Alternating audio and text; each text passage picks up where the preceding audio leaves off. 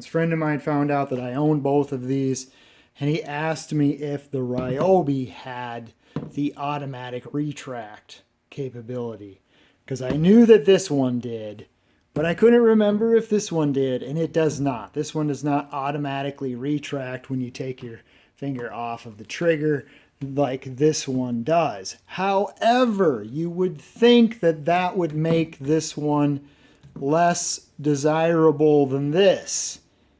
Not so fast. Let me explain. And the price of the Ryobi is around, $39-40 in this one. This one is a refurb from CPO, and this one was around 85, I think I got it for, somewhere around 80. Okay, so workflow on the Ryobi. There is no lock. You pull this, you push this.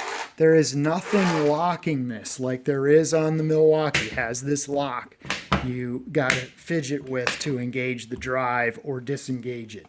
This one, the drive is always engaged, and you can just move this whenever you want. So you want to put in a tube, you put the tube in, you push the slack out, you pull the trigger, you're ready to go. You just vary the speed on it, and that's it. That's all there is on the Ryobi.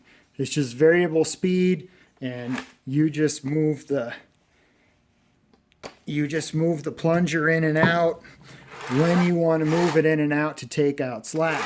It does not have an automatic retract when you let off of the trigger. And you can tell that I've used this a lot, and it really doesn't bother me that much because I can always just pull the plunger out a little bit to release the pressure if I have to, because my starts and stops are usually only brief. So, okay, now on this one, it's a different story. So workflow, okay, it's disengaged. Well, sometimes, right, if you want the drive engaged, now I gotta go back here, I gotta do that, I gotta do this, do that, and then that. And now it's ready.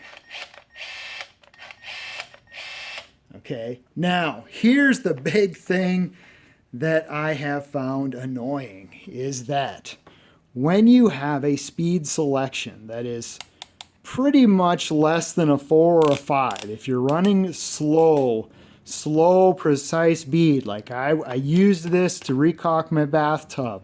I wanted slow, precise, small bead of caulk. Oh, it was so annoying because this retracts fast, and then on the slow speed, okay, it takes forever to make up the amount of slack that it automatically puts in when you let off the trigger.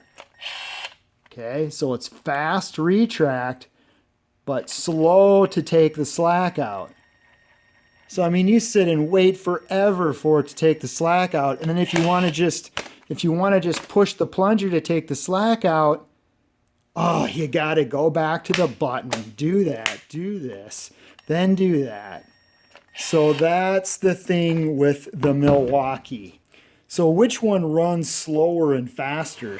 Slow on this one is slower than the slow on this one. Fast, I don't know. Let's see here.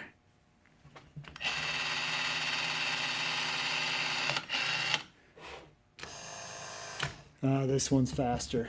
So the M12 is faster, if that matters to you. So this one will stand up on that 12 battery, but it's not real stable. The Ryobi is nice because you can set that thing down, and I like that about it. With or without a tube in it, it's stable. I just made the video that I wish somebody would have made so that I would have known this before I bought this tool. I probably still would have bought it because at the higher speeds, well, especially 5 and 6, the faster speeds, when you've got, a tube cut off at about here and you're putting on, I don't know, like construction adhesive.